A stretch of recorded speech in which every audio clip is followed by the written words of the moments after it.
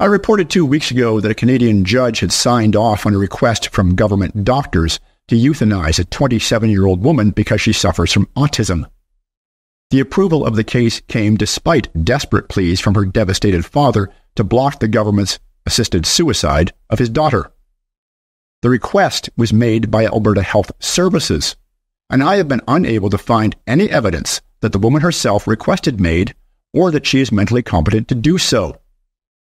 But there is now good news in this case. On April 8th, Justice Anne Kirker stopped, for now at least, the planned euthanasian death of the autistic woman after ruling in favor of her father, who appealed another judge's decision to allow the woman to go ahead with taking her life, despite his objections.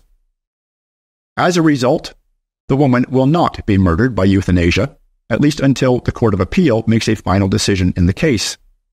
The trial has been tentatively set to start in October.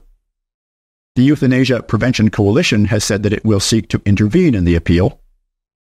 You can see my recent interview with Alex Schadenberg of the Euthanasia Prevention Coalition here at ironwillreport.com.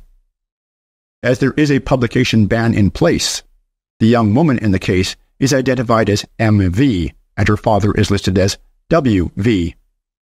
MV's father had argued his daughter is vulnerable and, quote, not competent to make the decision to take her own life.